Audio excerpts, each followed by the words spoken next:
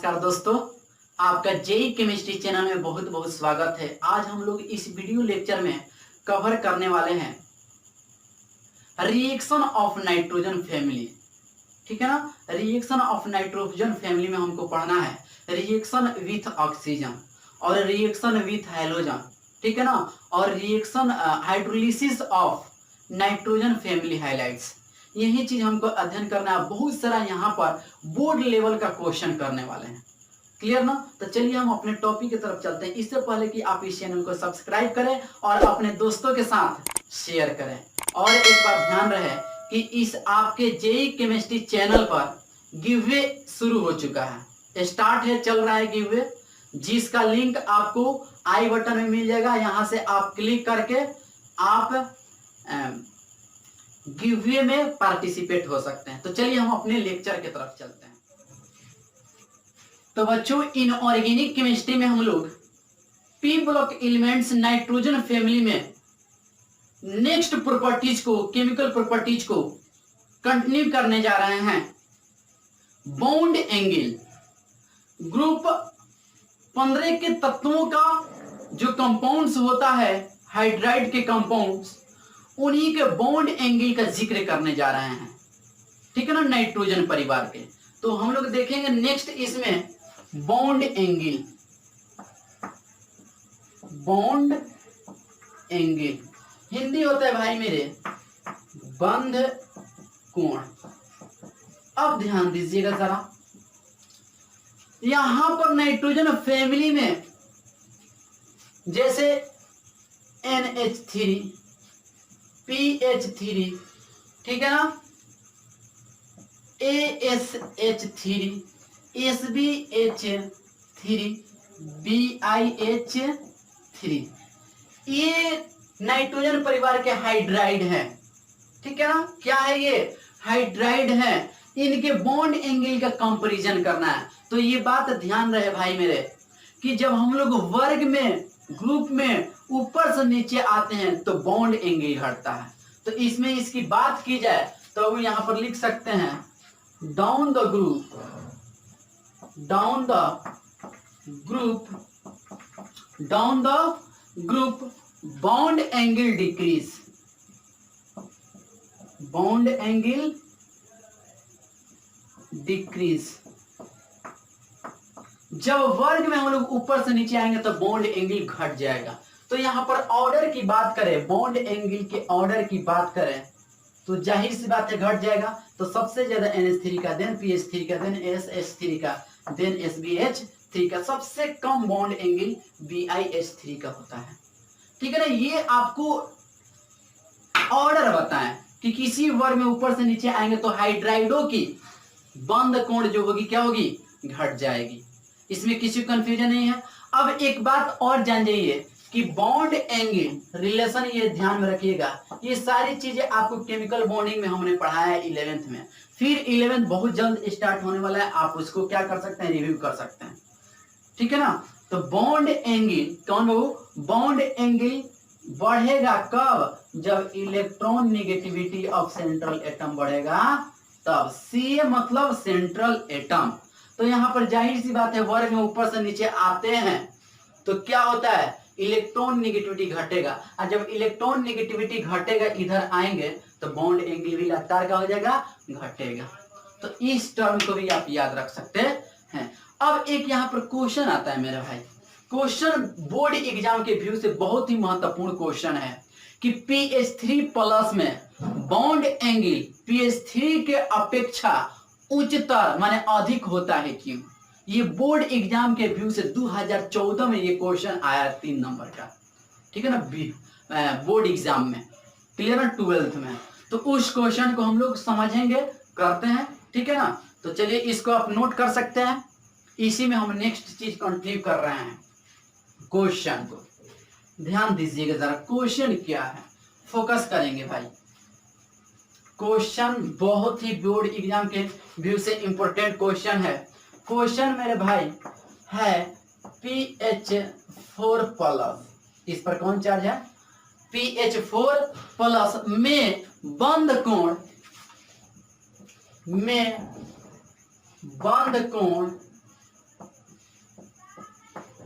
बंद कोण pH3 के अपेक्षा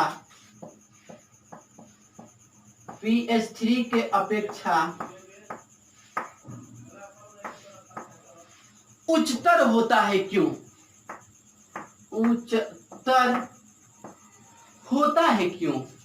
बहुत ही ये इंपॉर्टेंट क्वेश्चन है। होता है क्यों?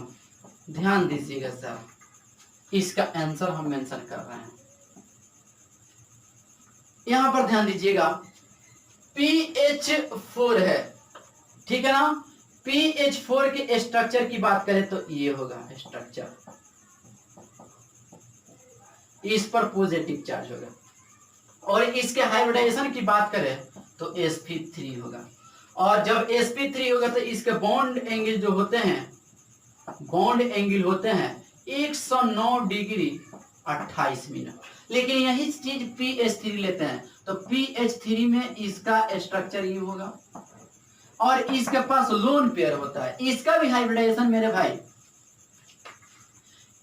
sp3 ही होता है, लेकिन इसमें जो बॉन्ड एंगल होता है मेरे भाई, इसके जो बीच बॉन्ड एंगल होता है, that bond angle is almost 90 degree, 90 degree के आसपास होता है। अल्लाह, तो ये कैसे है? क्यों ऐसे कम है? एक 109 डिग्री 28 मिनट से हो गया 90 डिग्री के लगभग आसपास। क्यों ऐसा हो रहा है? क्यों? तो जाहिर सी बात है, हमको एक्सपेरिमेंटली दिख रहा है कि इसका बॉन्ड एंगल ज्यादा है। तो इसका कारण है ना, यहां पर जो लोन पेयर और बॉन्ड पेयर रिपल्सन है, lone pair and bond pair क्या है? रिपल्सन है। आज जब lone pair bond pair repulsion होगा तो एक बीच में जो एंगल होगा, ये वाला जो एंगल होगा, ये क्या हो जाएगा? घट जाएगा। ये चीज एक बार इमेजिनेशन करिएगा। pH4 प्लस है तो फास्फोरस ये है, इमेजिनेशन करिएगा। ये वाला क्या है? फास्फोरस है, हाइड्रोजन हाइड्रोजन हाइड्रोजन हाइड्रोजन, स्पष्ट ना। तो 109 डिग्री 28 मिनट है इनके बीच के एंगल, ठीक है ना। अब यही चीज इसमें आते हैं, फास्फोरस हाइड्रोजन हाइड्रोजन हाइड्रोजन, लेकिन इसके पास लोन पेयर है तो लोन पेयर इसको दाबेगा। तो ये जो हाइड्रोजन हाइड्रोजन हाइड्रोजन है ये पास पास आएगा, ये वाला बॉन्ड पास पास आएगा, तो बॉन्ड एंगल घट के कितना हो जाता है? 90 डिग्री हो जाता है। तो इतना आप बना सकते हो। अब इतना बना करके आप इसमें आंसर स्टेटमेंट के रूप में क्या लिखिएगा? कहिएगा pH4 प्लस, ठीक है ना। pH4 प्लस में फास्फोरस का हाइब्रिडाइजेशन sp3 होता है, जिसमें बॉन्ड एंगल कितना होता है? 109 डिग्री 28 मिनट। जबकि pH3 में इसका भी हाइब्रिडाइजेशन sp3 होता है, लेकिन इनमें बॉन्ड एंगल लगभग 90 डिग्री के आसपास होता है। क्यों? कि इसमें लोन पेयर और बॉन्ड पेयर विकर्षण होता है, जिसके वजह से इसका बॉन्ड एंगल क्या हो जाता है? घट जाता है। तो ध्यान रहे, इस रिलेशन को भी लिख लेना है। बॉन्ड एंगल इनवर्सली होता है लोन पेयर के, lone pair of central atom. Central atom पर लोन पेयर बढ़ेगा तो बॉन्ड एंगल घटेगा। तो आप इसको नोट करके स्टेटमेंट लिख सकते हैं। क्या स्टेटमेंट लिखिएगा? क्वेश्चन क्या है? ध्यान दीजिएगा। क्वेश्चन है pH4 प्लस में बंध कोण बॉन्ड एंगल pH3 के अपेक्षा उच्चतर माने अधिक होता है। क्यों? तो क्या करिएगा? चूंकि, या इसको इतना लिख करके लिख सकते हैं, क्योंकि pH3 प्लस में इसका हाइब्रिडाइजेशन sp3 है और इसके बॉन्ड एंगल 109 डिग्री 28 मिनट है, जबकि pH3 में इसका भी हाइब्रिडेशन sp3 है और इसमें बॉन्ड एंगल 90 डिग्री है। इसके अपेक्षा इसका मतलब pH3 का बॉन्ड एंगल pH4 प्लस से कम है, क्योंकि इनमें lone pair bond pair repulsion के वजह से, lone pair bond pair repulsion के वजह से बंध कोण क्या हो जाता है? घट जाता है। तो जो हमने बातें आपको समझाई है, अभी लिखवाए हैं, बोले हैं जो बात, उसको आप स्टेटमेंट में कर सकते हैं। क्लियर ना? तो ये आपका क्वेश्चन हो गया और आंसर इतना करके आपको क्या कर देना है? स्टेटमेंट लिख देना है। एक बार फिर से सुनो, स्टेटमेंट क्या लिखेगा? लिखिएगा कि pH4 प्लस में हाइब्रिडाइजेशन sp3 तथा बंध कोण 109 डिग्री, जबकि pH3 का भी हाइब्रिडाइजेशन sp3 और बॉन्ड एंगल 90 डिग्री। pH3 का बंध कोण pH4 प्लस से कम होता है, क्योंकि pH3 में लोन पेयर बॉन्ड पेयर के रिपल्सन के होने की वजह से, विकर्षण होने की वजह से क्या हो जाता है, बंध कोण घट जाता है। अतः pH4 प्लस का बंध कोण pH3 से अधिक होता है। कंप्लीट कर लीजिएगा, स्टेटमेंट लिख लीजिएगा, कोनो कंफ्यूजन नहीं है। क्लियर ना? तो आप इसको नोट कर सकते हैं। नेक्स्ट हम लोग पढ़ेंगे रिएक्शन ऑफ नाइट्रोजन फैमिली। ठीक है, तो इसको आप नोट कर सकते हैं। ठीक है, स्टेटमेंट लिख सकते हैं, बोल दिए, समझा दिए कैसे क्या करना है। चलो,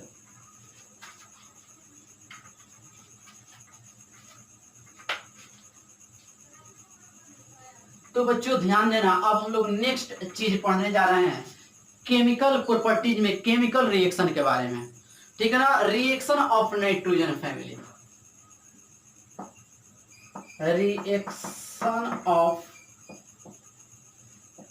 रिएक्शन ऑफ नाइट्रोजन फैमिली लिख लीजिए, नाइट्रोजन, रिएक्शन ऑफ नाइट्रोजन लिखो, नाइट्रोजन। ठीक है ना? चलो, क्योंकि यहाँ पर जितने भी रिएक्शन देखा जाएगा यहाँ नाइट्रोजन फैमिली ही कर दीजिए, इसके अलावा और सबको भी कवर हम लोग कर लेंगे। रिएक्शन ऑफ नाइट्रोजन फैमिली देख रहे हैं, नाइट्रोजन परिवार की अभिक्रियाएं देख रहे हैं। तो ये हम लोग यहाँ पर 3 तरह की अभिक्रियाएं देखेंगे। नाइट्रोजन परिवार का पहला रिएक्शन हम लोग देखेंगे रिएक्शन विथ ऑक्सीजन। किसके साथ रिएक्शन देख पढ़ेंगे इसका? रिएक्शन विथ क्या बाबू? ऑक्सीजन। ऑक्सीजन के साथ अभिक्रिया देखेंगे कि नाइट्रोजन किस प्रकार अभिक्रिया करता है, फास्फोरस किस प्रकार अभिक्रिया करता है, आर्सेनिक किस प्रकार अभिक्रिया करता है ऑक्सीजन की उपस्थिति में, ऑक्सीजन के साथ। दूसरा हम लोग पढ़ेंगे इसका रिएक्शन, रिएक्शन विथ हैलोजन। क्या देखेंगे? Reaction with halogen, reaction with halogen, reaction with halogen. स्पष्ट ना? हैलोजन माने फ्लोरीन, क्लोरीन, ब्रोमीन। तीसरा हम लोग देखेंगे बाबू hydrolysis of halide of nitrogen family. क्या देखेंगे? Hydrolysis of, hydrolysis of, hydrolysis of halide of, halide of nitrogen family, nitrogen family. ठीक है ना? तो बारी बारी से इसको कवर करेंगे। सबसे पहले कि हम लोग क्या पढ़ने वाले हैं? Reaction with oxygen. ठीक है ना? नाइट्रोजन परिवार का। स्पष्ट ना? तो इसको आप नोट करके पहला हेडिंग लगाइए, रिएक्शन विथ ऑक्सीजन लिखो। तो इसमें से केमिकल रिएक्शन में से पहला हम लोग देखने जा रहे हैं मेरे भाई, reaction with oxygen, reaction with oxygen. अब ऑक्सीजन से अभिक्रिया कैसे करता है? जैसे मान लीजिए हमारे पास नाइट्रोजन है, फास्फोरस है, आर्सेनिक है, एंटीमनी है और बाबू बिस्मथ है। ये सभी ऑक्सीजन से प्रतिक्रिया करके क्या बनाएंगे? ध्यान दीजिएगा जरा, ये सभी किससे अभिक्रिया करेंगे? ऑक्सीजन से अभिक्रिया करना मतलब O2 से रिएक्शन। क्लियर ना? तो जब ये ऑक्सीजन से अभिक्रिया करते हैं ना तो 2 तरह के ऑक्साइड बनाते हैं, एक N2O3 और एक N2O5। क्लियर? इसमें एकदम सेम P2O3 एंड P2O5 एकदम सेम। क्या बनाएंगे बोलो? बताओ मेरे भाई, बोलो ना। AS2O3 plus AS2O5। ऐसे ही ये क्या बनाने वाले हैं? Sb2O3 plus Sb2O5। ऐसे ही यहां पर बता देगा तू Bi2O3 प्लस Bi2O5। तो इस तरह के ऑक्साइड ये फॉर्म कर सकते हैं। अब इसमें ऑक्सीडेशन स्टेट की बात करें मेरे भाई, तो यहां पर एक बात ध्यान में रखना है मेरे भाई कि यहां पर जो N2O3, P2O5, S2O3, Sb2O3, Bi2O3, इसमें सभी नाइट्रोजन, फास्फोरस, आर्सेनिक चाहे एंटीमनी, बिस्मथ सबका ऑक्सीडेशन स्टेट +3 आता है। और इसमें ऑक्सीडेशन स्टेट की बात करें तो 5। यहाँ पर नाइट्रोजन का ऑक्सीडेशन स्टेट +5, फास्फोरस का +5, आर्सेनिक का +5, Sb का +5 और Bi का भी +5। लेकिन वही चीज यहाँ नाइट्रोजन का +3, फास्फोरस का +3, आर्सेनिक का +3, Sb का +3 और बिस्मथ Bi का +3 होगा। ठीक है ना। और एक बात ध्यान में रखना, जिसका ऑक्सीडेशन स्टेट, जिस ऑक्साइड का ऑक्सीडेशन स्टेट ज्यादा होता है, उच्च होता है, वह उसकी अम्लीयता भी ज्यादा होती है, एसिडिक नेचर भी क्या होती है, ज्यादा होती है। तुमसे कह दे N2O3 और N2O5 में कौन के अम्लीय गुण ज्यादा है, तो कहिएगा सर जी इसका ऑक्सीडेशन स्टेट ज्यादा है, इसलिए इसकी अम्लीयता इसकी तुलना में क्या है, ज्यादा है। तो इस पॉइंट को हम लोग मेंशन कर सकते हैं छोटू। इसको लिखने के बाद क्या लिखेंगे, जिस ऑक्साइड का ऑक्सीडेशन स्टेट ज्यादा होता है, यहाँ पर क्या लिख सकते हैं हम लोग, जिस ऑक्साइड का ऑक्सीडेशन स्टेट ज्यादा होता है, ज्यादा होता है, ज्यादा होता है, उसका अम्लीयता भी ज्यादा होता है, उसका अम्लीयता भी क्या होता है, ज्यादा होता है। दैट मीन्स इस बात को हम लिख सकते हैं मेरे भाई, इस बात को लिख सकते हैं, that is acidic nature is directly proportional to oxidation state OH। चाहे इसी को बोल सकते हैं नंबर ऑफ ऑक्सीजन एटम, मतलब जिसमें ऑक्सीजन परमाणु क्या होगा, ज्यादा होगा OH। जैसे इसमें ऑक्सीजन परमाणु 3 है, इसमें 5 है, तो इसका एसिडिक नेचर ज्यादा होगा, इसका क्या होगा, कम होगा। यही से लिखे एसिडिक नेचर अम्लीय गुण डायरेक्टली प्रोपोर्शनल ऑक्सीडेशन स्टेट चाहे number of oxygen atom. Clear ना। चलिए तो ये आप समझ गए हैं। अब एक बात और इसके नीचे लिखाने वाले हैं कि जो नाइट्रोजन है ना, ये जिस ऑक्साइड का निर्माण करते हैं तो केवल N2O3 N2O5 का ही नहीं निर्माण करते हैं, बहुत सारे N2O NO2 बहुत सारे ऑक्साइड का निर्माण करते हैं। और इनके ऑक्साइड में नाइट्रोजन की ऑक्सीडेशन स्टेट फॉर्म कर सकता है +1 +2 +3 +4 +5, मतलब 1 2 3 4 5 तक ये ऑक्सीडेशन स्टेट ये अपने ऑक्साइड में क्या करते हैं, बनाते हैं, फॉर्म करते हैं। तो लिख सकते हैं नाइट्रोजन फॉर्म्स ऑक्साइड। ठीक है ना। तो यहाँ पर नेक्स्ट पॉइंट लिख क्या सकते हैं, nitrogen forms oxide, nitrogen forms oxide in +1 oxidation state, +2 oxidation state, +3 oxidation state, +4 oxidation state and +5 oxidation state. ये नाइट्रोजन जो है अपने ऑक्साइड में कौन कौन से ऑक्सीडेशन स्टेट प्रदर्शित कर सकता है, +1 +2 +3 +4 +5। क्लियर ना। तो ये था reaction with oxygen, nitrogen family का, नाइट्रोजन परिवार का। अब हम लोग देखेंगे reaction of nitrogen family with hydrogen. अब इस सभी एलिमेंट्स का रिएक्शन देखेंगे हाइड्रोजन के साथ, इसको नोट कर सकते हैं आप। चलिए तो देखते हैं हम लोग, ध्यान देना मेरे भाई।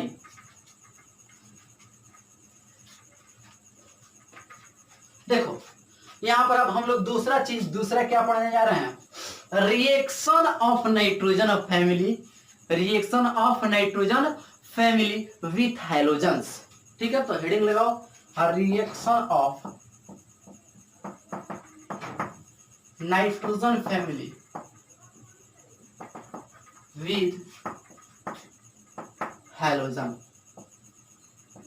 Halogens, halogens that means chlorine, bromine and iodine. ये सब I2 के फॉर्म में होंगे। क्लियर ना। जैसे मान लीजिए हमारे पास एलिमेंट्स क्या है नाइट्रोजन परिवार के, नाइट्रोजन, फास्फोरस, आर्सेनिक, एंटीमनी और बिस्मथ। अब इनकी अभिक्रिया हमको देखना है Cl2 के साथ, हैलोजन के साथ। सबकी अभिक्रिया किसके साथ देखना है, Cl2 के साथ देखना है। देखो तो अब इसका प्रोडक्ट लिखना है, इसका क्या लिखना है, प्रोडक्ट लिखना है। तो जरा तू ध्यान देना, ये जो हैलोजन X है, मान लो कोलिन ले लिए, तो इस पर एक निगेटिव होता है और नाइट्रोजन पर 3 निगेटिव होता है। इसका ऑक्सीडेशन स्टेट या वैलेंसी की बात करें तो 1 होता है और इसका वैलेंसी कितना होगा, जितना चार्ज होगा 3 होता है। यदि फार्मूला हम बनाएं तो आपका फार्मूला क्या हो जाएगा, NCl3 हो जाएगा। क्या हो जाएगा, NCl3 हो जाएगा। यदि वैलेंस इलेक्ट्रॉन तक की बात करें, यहाँ पर ध्यान दीजिएगा बाबू, आपको कंसेप्ट समझा रहे हैं कैसे रिएक्शन को हमको बनाना है, ठीक है ना, कैसे हमको रिएक्शन को बनाना है। आपको पता है बाबू मेरे, ध्यान देना कि नाइट्रोजन का वैलेंसी 3 होता है। ग्रुप 15 के तत्वों का वैलेंसी क्या होता है, 3 होता है, 3 लिख दिए, ठीक है ना। और यहाँ पर ग्रुप 17 के तत्वों माने क्लोरीन का वैलेंसी 1 होता है। और ये रिएक्शन आपस में कर रहा है, तो ये वैलेंसी को यदि क्रॉस करते हैं फार्मूला बनाने के लिए, तो ओवरऑल हमारा फार्मूला नाइट्रोजन 1 और क्लोरीन 3, तो NCl3 बनेगा। इसी के जगह पर हम लोग बाबू मेरे ध्यान देना, उधर समझ गया तुम, फास्फोरस ले ले, तो फास्फोरस का वैलेंसी 3 और क्लोरीन का 1, ये क्रॉस करेगा तो फार्मूला क्या तैयार होगा, PCl3। अब देखो ये अपने वैलेंसी को विस्तारित कर सकता है ना, खाली इसके पास खाली d ऑर्बिटल होता है, तो 5 से फास्फोरस का 3 से 5 भी हो सकता है इसका वैलेंसी, ठीक है ना। और क्लोरीन का 1 होता है, तो ये इसके पास जाएगा, ये इसके पास, तो ओवरऑल फार्मूला क्या बनेगा, PCl5, ठीक है ना। तो PCl5 भी बनता है, PCl3 भी बनता है। लेकिन यही चीज तुमसे कह दे NCl3 NCl5 बनता है, नहीं। इस पर हम लोग क्वेश्चन भी पिछले लेक्चर में बच्चों कर लिया गया है, ठीक है ना। तो पिछला लेक्चर यदि आपको ये कंप्लीट करना है, अच्छा समझना है, तो पिछला लेक्चर जितना भी है उसको सीक्वेंस से पढ़ो। सीक्वेंस से पढ़ेगा तभी तुमको अच्छा से समझ आएगा, समझने में कोई परेशानी नहीं होगी, ठीक है ना। तो पीछे वाला जो लेक्चर है आपको कहीं पर भी दिक्कत आ रहा है, दैट मीन्स पीछे वाला लेक्चर को हमको फोकस करना पड़ेगा। हमने वहां पर बताया है कि नाइट्रोजन NCl3 बनाता है लेकिन NCl5 नहीं। क्यों? क्योंकि नाइट्रोजन के पास खाली ऑर्बिटल नहीं होता है, d ऑर्बिटल नहीं होता है। वहां पर हमने ये भी बताया है कि PCl3 और PCl5 दोनों बनता है, क्योंकि PCl5 इसलिए बनता है इसके पास खाली d ऑर्बिटल होता है। क्लियर ना। तो यहाँ पर हम बात करें प्रोडक्ट की, तो क्या क्या बनेगा, NCl3 बनेगा। यहाँ पर क्या बनेगा, PCl3 भी बनेगा और PCl5 भी बनेगा। अब बाकी सब में वही कहानी होने वाला है, AsCl3 बनेगा और AsCl5 बनेगा। यहाँ पर क्या बनेगा, SbCl3 बनेगा और SbCl5 बनेगा, ठीक है ना। यहाँ पर क्या बनेगा, BiCl3 बनेगा। लेकिन यहाँ पर एंड लगाना है मेरे बाबू, एंड कर दीजिए। लेकिन यहाँ पर BiCl5 नहीं बनता है, यहाँ पर बनने को बन सकता है BiF5। BiCl5 संभव नहीं है, इस बात को ध्यान में आपको रखना पड़ेगा। यदि फ्लोरीन से इसकी अभिक्रिया करा दे तो BiF5 बनेगा, BiF3 नहीं बनेगा। भले क्लोरीन से रिएक्शन करके ये बनेगा, जब क्लोरीन से अभिक्रिया करेगा तो ये बनेगा, फ्लोरीन से अभिक्रिया करेगा तो ये बनेगा। स्पष्ट ना। तो हमने ये कंसेप्ट बगल में दे करके तुमको समझा दिया है। ये सारी चीजें रिएक्शन जो लिखी गई है वैलेंसी के हिसाब से लिखी गई है, ठीक है ना। क्योंकि हम बताएं आपको कि या पढ़े होंगे आप लोग कि नाइट्रोजन का वैलेंसी 3 होता है और हाइड्रोजन जितना है क्लोरीन फ्लोरीन ब्रोमीन उसका 1 होता है। फार्मूला बनाना मेकिंग फार्मूला आप लोग जानते हैं कि इसका वैलेंसी इसके पास चला जाता है, इसका वैलेंसी इसके पोंछिया के पास चला जाता है, तो N1 Cl3, तो ये चीज लिख दिया गया है। अब यहाँ पर 5 इसलिए नहीं लिया गया है बाबू मेरे, क्योंकि इसका वैलेंसी 5 तक नहीं जा सकता है, क्योंकि इसके पास खाली ऑर्बिटल नहीं होता है, खाली d ऑर्बिटल नहीं होता है। एक बात हमेशा के लिए तू ध्यान में रखना कि बोरॉन को छोड़कर, किसको छोड़कर, बोरॉन को छोड़कर अन्य जितना भी सेकेंड पीरियड वाला तत्व है उन लोगों के पास, उनके पास खाली d ऑर्बिटल नहीं होते हैं, ठीक है ना। खाली d ऑर्बिटल नहीं होते हैं या कोई भी ऑर्बिटल खाली नहीं होता है। क्लियर ना। चलिए तो इसको आप बना सकते हैं, नोट कर लें इसको।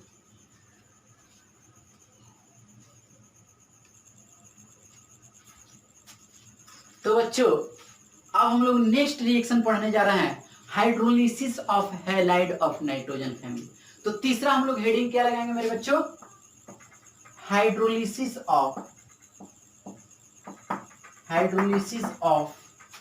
Halide of nitrogen family. ये बहुत ही महत्वपूर्ण है, बोर्ड और नीट जेई के व्यू से बहुत महत्वपूर्ण ये रिजेक्शन पढ़ने हम लोग जा रहे हैं, hydrolysis of halide of nitrogen family.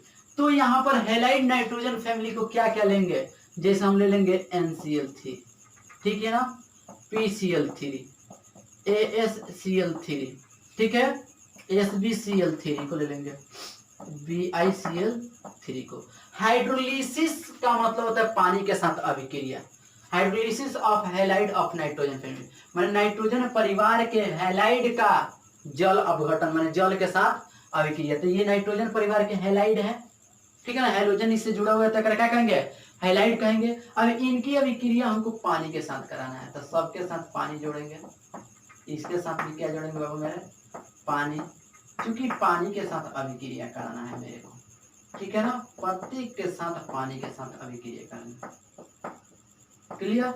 अब देखो बाबू ध्यान देना जरा, हाइड्रोलिसिस उसी का होता है, किसका, हाइड्रोलिसिस उसी का होता है जिसके कंपाउंड में खाली ऑर्बिटल होते हैं। क्या होते हैं, खाली ऑर्बिटल होते हैं। एक बात याद रखना, जो सेकेंड पीरियड के एलिमेंट होते हैं उनका हाइड्रोलिसिस नहीं होता है, माने जल अपघटन संभव नहीं है, ठीक है ना, जल के साथ अभिक्रिया संभव नहीं है। कौन वाला क्या, सेकेंड पीरियड वाला के तत्वों के कंपाउंड का। लेकिन उस कंपाउंड में थर्ड पीरियड वाला आ जाए, ठीक है ना, फोर्थ पीरियड वाला आ जाए, फिफ्थ पीरियड वाला आ जाए, तो उसका जल अपघटन हो जाएगा। ये ध्यान रहेगा कि आपको कंफ्यूजन नहीं होगा, तो ये बात ध्यान में रखना, क्लियर। चलिए भाई, और एक बात, अब इसका हम लोग रिएक्शन देख रहे हैं, क्या देख रहे हैं, रिएक्शन देख रहे हैं। तो यहाँ पर तुमको NCl3 है, तो इसके स्ट्रक्चर की बात करें तो स्ट्रक्चर कुछ ऐसा हो जाएगा। हम अभी क्रिया करा रहे हैं पानी के साथ, तो पानी टूटेगा तो H प्लस और OH माइनस में टूटेगा, ठीक है ना। तुमको पता है नाइट्रोजन और क्लोरीन, क्या हो, नाइट्रोजन और क्लोरीन में इलेक्ट्रॉन निगेटिविटी नाइट्रोजन का ज्यादा है, ठीक है ना। फोन क्लब इसके पीएच मेटर बताया गया ना, तो इस पर निगेटिव, इस पर पॉजिटिव पॉजिटिव पॉजिटिव। तो यहाँ पर जो OH है ये क्लोरीन के साथ आएगा, H प्लस नाइट्रोजन के साथ आएगा। तो ये कई क्लोरीन है, 3 क्लोरीन है, तो 3 गो OH को लेगा, और 3 गो जब बॉन्ड टूटेगा तो 3 गो ये हाइड्रोजन को भी लेगा, माने 3H2O लिख सकते हैं, क्लियर ना। तो यहाँ पर नाइट्रोजन कई गो हाइड्रोजन लेगा, 3 गो हाइड्रोजन लेगा, तो यहाँ पर क्या हो जाएगा NH3 प्लस यहाँ पर OH किसके साथ जा रहा है, क्लोरीन के साथ जा रहा है, दैट मीन्स OH आई इसमें क्या जोड़ देंगे, क्लोरीन। ये हमारा प्रोडक्ट हो गया, समझ में आया क्या। नेक्स्ट का देखते हैं बाबू मेरे, नेक्स्ट रिएक्शन देखते हैं, ध्यान दीजिएगा जरा, इलेक्ट्रॉन नेगेटिविटी की कंसेप्ट हमें ध्यान में होना चाहिए। PCl3 है, माने PCl3 यही ना है, क्लियर ना। यहाँ पर जल के साथ अभिक्रिया, जल जब टूटेगा ना तो H प्लस OH माइनस में। फास्फोरस और क्लोरीन में क्लोरीन का इलेक्ट्रॉन नेगेटिविटी ज्यादा, तो इस पर नेगेटिव तो इस पर पॉजिटिव, ठीक है ना, इस पर नेगेटिव इस पर पॉजिटिव, बात हो जाए। तो OH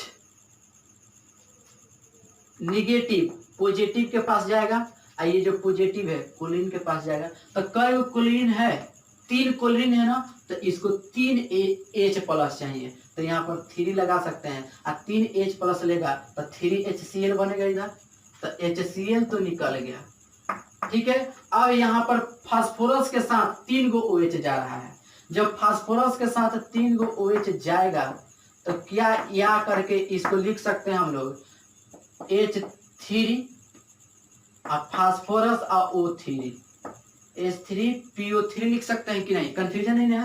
तो यहाँ पर क्या बन जाएगा H3PO3, reaction complete. I hope कि आप लोग बहुत अच्छा से मैकेनिज्म ये समझते होंगे, क्लियर ना? एक बार फिर समझो इसको कैसे ही बन गया, ध्यान देना मेरे भाई, खूब ध्यान दो अच्छा से। फर्स्ट रिएक्शन को देखते हैं। NCl3 को क्या हम लोग इस प्रकार लिख सकते हैं? तू बताओ नाइट्रोजन और क्लोरीन में किसका इलेक्ट्रॉन निगेटिविटी ज्यादा है? तो तुमको इलेक्ट्रॉन निगेटिविटी का ऑर्डर पता है कि सबसे ज्यादा फ्लोरीन, तब ऑक्सीजन, तब नाइट्रोजन, तब क्लोरीन का होता है। तो नाइट्रोजन का ज्यादा है ना क्लोरीन से, तो ध्यान रहे इस पर नाइट्रोजन पर निगेटिव, और इसका कम है तो इस पर पॉजिटिव। बात समझ में आया क्या? जिसका इलेक्ट्रॉन निगेटिविटी कम होता है, इलेक्ट्रॉन निगेटिविटी जिसका कम होता है उस पर पॉजिटिव, जिसका ज्यादा होता है उस पर निगेटिव। क्लियर? समझ में आया क्या तुमको ये? अब देखो हमारे पास रिएक्शन करा रहा है H2O के साथ, माने कि पानी के साथ। तो हमेशा के लिए ये बात याद रख लेना तुम, जब पानी टूटेगा ना जल, तो H प्लस OH माइनस में टूटेगा। That means H plus OH minus में टूटेगा जब भी रिएक्शन करने जाए। तो अब बताओ निगेटिव है तो इसमें से निगेटिव तो लेगा नहीं, क्या है कि निगेटिव निगेटिव दूर भागता है, अब पॉजिटिव निगेटिव लगे आता है, आकर्षण होता है। तो ये निगेटिव ये पॉजिटिव माने ये एक दूसरे को बुलाएगा, और ये जो निगेटिव है इसके पास जाएगा। अब जरा बताओ मेरे भाई, तू सोच समझ के कि यहाँ पर OH क्लोरीन के साथ जाएगा ना, तो क्या बनेगा? बोलो, OH किसके साथ गया? क्लोरीन के साथ गया। तो बताओ एगो OH तो एगो ई बन गया, कई गो है? 3 गो ना है, तो इसको 3 गो ना चाहिए ये, तो यहाँ 3 लगा देंगे, आइए 3 हो जाएगा। अब बच गया ये H प्लस, तो कई गो है? 3 गो है, तो 3 गो क्लोरीन के साथ जाएगा, क्योंकि यहाँ से ये गया, यहाँ से ये गया, यहाँ से ये, तो 3 गो खाली हो गया, तो 3 गो हाइड्रोजन चाहिए ना, तो क्या बन जाएगा? 3 गो नाइट्रोजन को हाइड्रोजन दे दो तो NH3। आई होप कि NH3HOCl आप समझ गए हैं। बैलेंस कर सकते हैं, नहीं भी कर सकते हैं, समझ गए हैं लॉजिक कैसे हम लोग करना है। इसी प्रकार इस रिएक्शन को भी समझ लो तुम, ध्यान देना जरा। इसी प्रकार इस रिएक्शन को समझ लो, इसके रिएक्शन को। फास्फोरस है हमारे पास, क्या है? फास्फोरस है, PCl3 है, तो क्या PCl3 को इस प्रकार लिख सकते हैं? लिख सकते हैं कि नहीं? और पानी है तो H प्लस और OH माइनस में, इसको 3 बना दो, ठीक है ना? अब बताओ क्लोरीन और फास्फोरस में क्लोरीन का इलेक्ट्रॉन निगेटिविटी ज्यादा होता था, जिसका ज्यादा होता है उस पर निगेटिव, और जिसका कम होता है उस पर पॉजिटिव। तो 3 गो क्लोरीन पर निगेटिव, तो 3 गो फास्फोरस पर तो पॉजिटिव तो भी होगा, बोलो। तो क्या होगा? यहाँ पर पॉजिटिव है तो ये किसको मांगेगा? निगेटिव वाला को। यहाँ निगेटिव है तो पॉजिटिव वाला को मांगेगा। तो 1 2 3 गो है ना, तो 3 गो H प्लस चाहिए ना, तो 3 गो H प्लस दे दो, तो क्या बन जाएगा इसके बाद? 3HCl। चूंकि ये और ये निगेटिव पॉजिटिव जुड़ जाएगा तो 3HCl। 1 2 3 गो है, इसको मिला देंगे प्लस। अब ये OH 3 गो है, तो 3 गो OH जाएगा, तो POH के होल थ्राइस होगा ना, हो जाएगा। या इसी को POH के होल थ्राइस को H3 लिख सकता है, 3 गो हाइड्रोजन है। ऑक्सीजन कई गो है? 3 गो है, और फास्फोरस 1 गो है, तो फास्फोरस 1 ऑक्सीजन 3, तो क्या बन गया? H3PO3 plus HCl। कंफ्यूजन नहीं ना? इसी प्रकार इसको हम लोग बना सकते हैं, इसी प्रकार छोटू इसको हम लोग समझ गए हैं, तो इसको लिखने में कोनो परेशानी नहीं है। यहाँ पर क्या हो जाएगा? H3 आप फास्फोरस के पर AS, ठीक है ना, आप O3 आप प्लस HCl। क्लियर ना? अब बारी आई इसकी, तो ये दोनों आपको याद रखना पड़ेगा, Sb और BiCl3, SbCl3 और BiCl3 को याद रखना पड़ेगा। इसका प्रोडक्ट बनता है SbOCl और इसका बनता है BiOCl, और साथ में यहाँ पर प्रोडक्ट निकलेगा HCl। तो ये दोनों ध्यान में रखना पड़ेगा। इसका लॉजिक हम कंसेप्ट आपको बता दिए हैं। अब यहाँ पर बहुत बड़ा क्वेश्चन जनरेट हो जाता है। क्वेश्चन क्या होता है कि NCl3 में ये जो NCl3 है इसका हाइड्रोलिसिस हो रहा है ना, तो हम बताएं अभी तुमको कि NCl3 है और सेकेंड पीरियड का ये है एलिमेंट नाइट्रोजन। कौन कौन सेकेंड पीरियड का एलिमेंट है? तो ध्यान देना, कार्बन, नाइट्रोजन, फ्लोरीन, ठीक है ना, ऑक्सीजन, ये सभी सेकेंड पीरियड का है। और जब ये सेकेंड पीरियड का आवर्त का है ना, तो इनके पास खाली d ऑर्बिटल नहीं होता है। तो जाहिर सी बात है NCl3 में नाइट्रोजन परमाणु के पास खाली d ऑर्बिटल नहीं है। तो फिर यहां पर सर आपने बताया है कि जिसके पास खाली ऑर्बिटल नहीं होता है तो उसका हाइड्रोलिसिस जल अपघटन नहीं हो सकता है। तो ऐसा क्यों आखिर हुआ है कि NCl3 ये जल से अभिक्रिया कर रहा है, हाइड्रोलिसिस इसका हो रहा है, क्या है? तो बाबू मेरा हम ओवरऑल कंपाउंड में बताएं कि कंपाउंड में किसी एटम के पास खाली ऑर्बिटल होना चाहिए, भले ही नाइट्रोजन के पास खाली ऑर्बिटल नहीं है। लेकिन क्लोरीन थर्ड पीरियड का है, तो हमने बताया थर्ड पीरियड के आ जाए, चाहे फोर्थ, फिफ्थ, चाहे सिक्स्थ पीरियड का आ जाए, तो उसके पास डेफिनेटली खाली ऑर्बिटल होता है। तो यहाँ पर जल जो है ये किसके साथ प्रतिक्रिया करेगा? ये अपना लोन पेयर त्यागेगा, क्लोरीन को त्यागेगा, न कि नाइट्रोजन को। तो यहाँ पर बहुत यूनिक क्वेश्चन उठ जाता है कि NCl3 में नाइट्रोजन परमाणु के पास खाली ऑर्बिटल नहीं होता है, फिर भी इसका जल अपघटन हो जाता है, क्यों? ठीक है ना। तो यहाँ पर क्या है ना, यहाँ H2O अणु अपना लोन पेयर जो इसके पास लोन पेयर होता है, ये किसको देता है, दान करता है? क्लोरीन को देता है, इसलिए इसका जल अपघटन हो जाता है। तो इसका हम लोग क्वेश्चन बनाए ना, चलिए तो इसको आप नोट कर सकते हैं, ये दोनों रिएक्शन को ध्यान में रखना पड़ेगा। चलिए तो क्वेश्चन को देखते हैं। सब्जेक्टिव क्वेश्चन पूछे जा सकते हैं, यहाँ पर हम लोग थ्योरी के साथ साथ क्वेश्चन कर रहे हैं, ठीक है ना। बहुत महत्वपूर्ण चीज चल रहा है पीवल एलिमेंट, ठीक है ना। कहीं से भी क्वेश्चन आए तो नोटबुक के बाहर नहीं जाएगा, लेक्चर के बाहर नहीं जा सकता है, ये चैलेंज है, दावा है मेरा, ठीक है ना। तो यहाँ पर क्वेश्चन क्या उठ सकता है, बोर्ड में क्या पूछ सकता है बाबू? यही पूछ सकता है NCl3 में नाइट्रोजन के पास, लिख सकते हैं हम लोग NCl3 में नाइट्रोजन परमाणु के पास,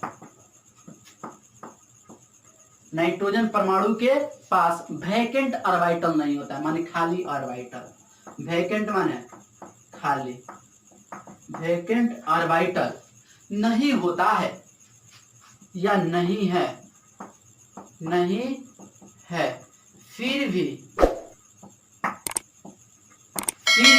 इसका जल अपघटन होता है, क्यों?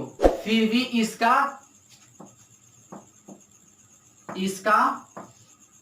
जल अपघटन होता है, क्यों? बहुत ही उम्दा क्वेश्चन है, तो ध्यान दीजिएगा, यहां पर हम आंसर कर रहे हैं। ध्यान दो, पहले समझो, पहले तू समझो, पहले कॉन्सेप्ट को समझो। NCl3 है, चलो भाई NCl3 है, क्लोरीन क्लोरीन क्लोरीन, ठीक है ना, अच्छा से बना रहे हैं, क्लोरीन क्लोरीन, इसके पास लोन पेयर है, H2O से अभिक्रिया करेगा, माने हाइड्रोलिसिस, जल अपघटन। तू बताओ H2O के पास तो ऑक्सीजन के पास लोन पेयर है, तो ये भले ही ये इसके पास नहीं जाएगा, चूंकि नाइट्रोजन सेकंड पीरियड का है तो इसके पास खाली ऑर्बिटल नहीं है, तो ये लोन पेयर इसमें जाएगा, नहीं जाएगा। ये लोन पेयर कहाँ जाएगा? इसके पास जाएगा, कहाँ जाएगा? क्लोरीन के पास जाएगा, क्योंकि ये थर्ड पीरियड का है तो इसके पास खाली ऑर्बिटल होगा। थर्ड पीरियड के एलिमेंट्स आ जाए, फोर्थ पीरियड के आ जाए, फिफ्थ पीरियड का आ जाए या सिक्स पीरियड का आ जाए, उसके पास खाली ऑर्बिटल होता है। तो यही कारण है कि नाइट्रोजन के पास तो नहीं जाएगा, कहीं के खाली ऑर्बिटल नहीं है, लेकिन H2O का यही लोन पेयर क्लोरीन के पास चला जाता है। तो क्लोरीन के पास जाएगा तो स्ट्रक्चर कुछ ऐसा हो जाएगा,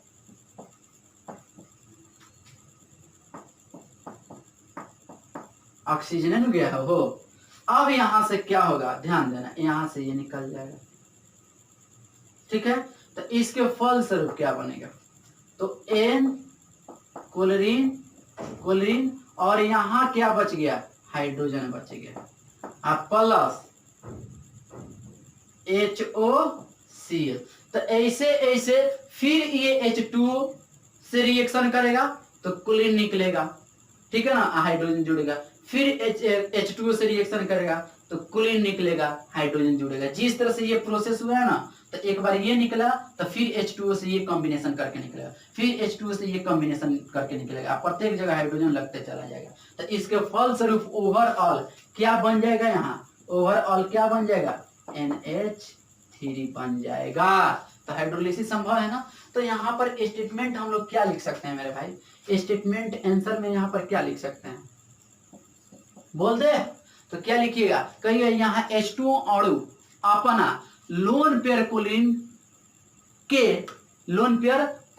के खाली ऑर्बिटल में डोनेट कर देता है, इसलिए इसका हाइड्रोलिसिस हो जाता है। तो यहाँ क्या लिखिएगा, कहिएगा यहाँ H2O, यहाँ H2O अणु अपना, यहाँ H2O अणु अपना लोन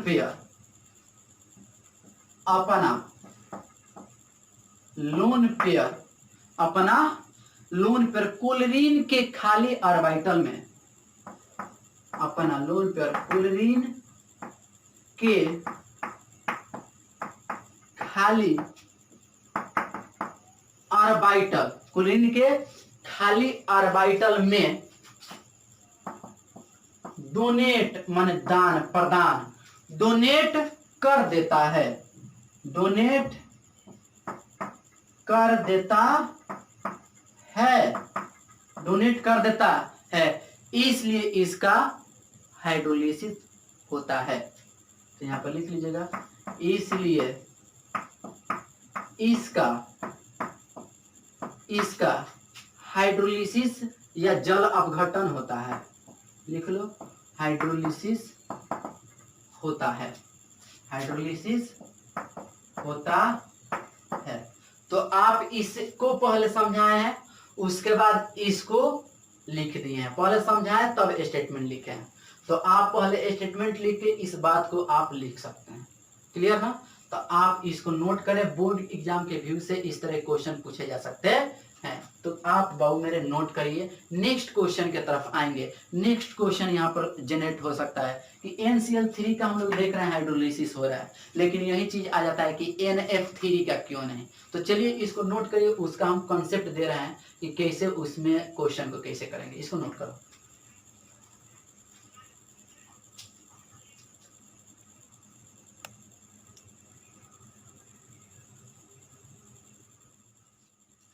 तो बच्चों नेक्स्ट क्वेश्चन इसमें है हाइड्रोलिसिस से रिलेटेड क्वेश्चन ये है बाबू कि वाई मतलब क्यों, वाई NCl3 इज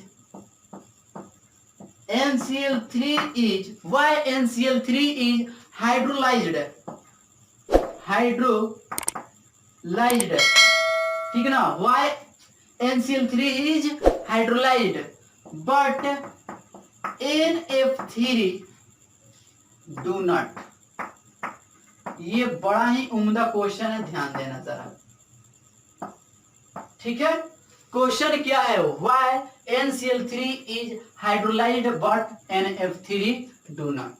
क्वेश्चन है क्यों NCl3 का जल अपघटन होता है लेकिन NF3 का नहीं होता है। क्वेश्चन क्या है, क्यों NCl3 का जल अपघटन होता है लेकिन NF3 का नहीं, क्यों, ये क्वेश्चन है। तो जाहिर सी बात है यहां पर तुम जानता है आंसर में लिख सकता हम बोलेंगे तो NCl3 जो है ये H2O है, इसके पास नाइट्रोजन के पास खाली ऑर्बिटल नहीं होता है, लेकिन ये अपना लोन पेयर क्लोरीन को दे करके इसका मतलब हाइड्रोलिसिस हो जाता है। NCl3 ठीक है ना, यहां से ये निकल जाता है। ओवरऑल ये 3 बार होता है, 3 टाइम्स होता है, जिसके फलस्वरूप NH3 और यहाँ पर HOCl बन जाता है। तो इसका तो हाइड्रोलिसिस हो जाता है, लेकिन यही चीज NF3 का नहीं होता है। क्यों, तो NF3 का नहीं होता है, इसका कारण देखो।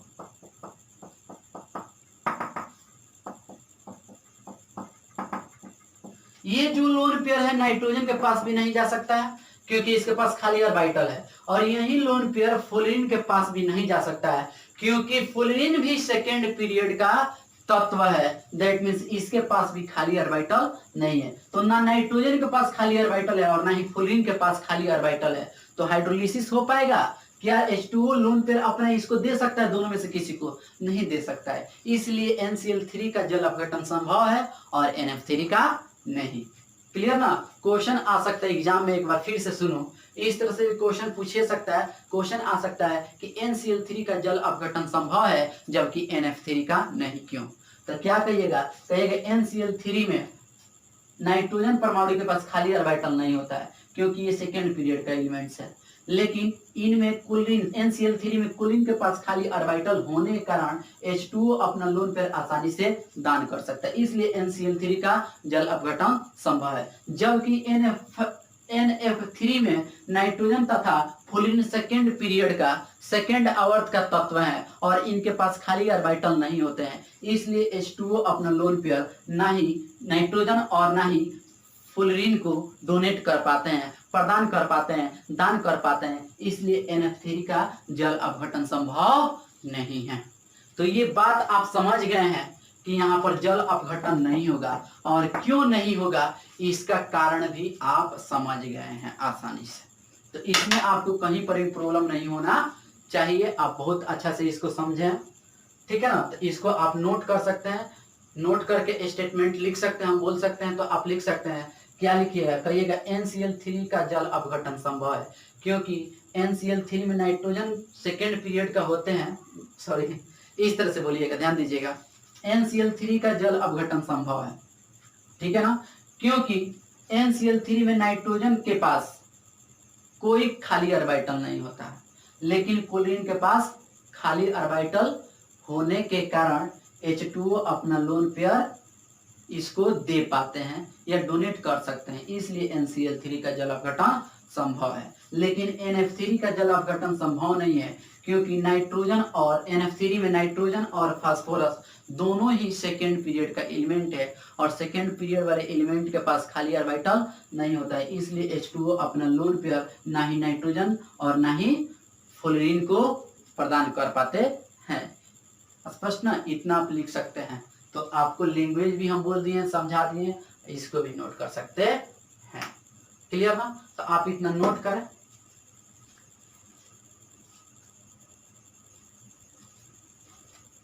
तो बच्चों ये हमने आज कवर किया hydrolysis of halide of nitrogen family reactions, ठीक है ना। इससे रिलेटेड क्वेश्चन को किए, क्लियर ना। ऑक्सीजन के साथ अभिक्रिया को देखे हमने, हेलोजन के साथ अभिक्रिया को आज देखे। तो इसके आगे हम लोग नेक्स्ट लेक्चर को कंटिन्यू करेंगे। तो नेक्स्ट लेक्चर में हम कंटिन्यू करेंगे compounds of nitrogen, nitrogen family में नाइट्रोजन परमाणु का, नाइट्रोजन एलिमेंट्स का कंपाउंड्स के बारे में अध्ययन करेंगे। तो चलिए हम नेक्स्ट लेक्चर में मिलते हैं, धन्यवाद।